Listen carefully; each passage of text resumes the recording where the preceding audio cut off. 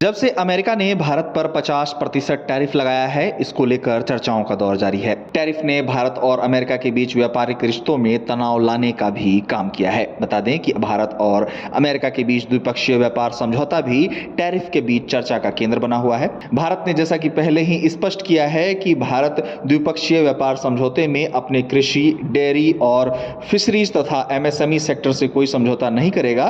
तो अब फिर एक बार भारत ने अपनी बात दोहराई है।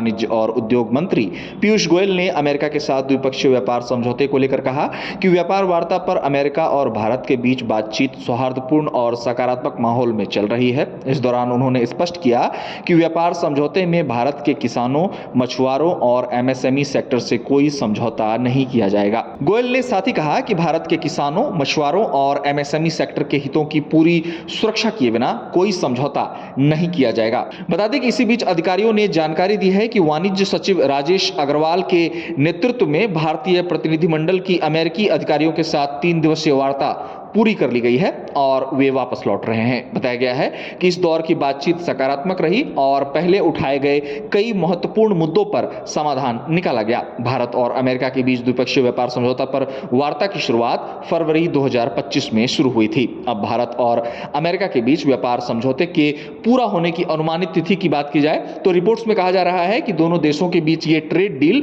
अक्टूबर-नवंबर 2025 तक पूरा करने का लक्ष्य रखा गया है। व्यापार समझौते पर दोनों देशों के बीच 5वें राउंड की बातचीत पूरी हो चुकी है। आशा की जा रही है कि अक्टूबर-नवंबर 2025 तक दोनों देशों के बीच द्विपक्षीय व्यापार समझौता पूरा हो सकता है।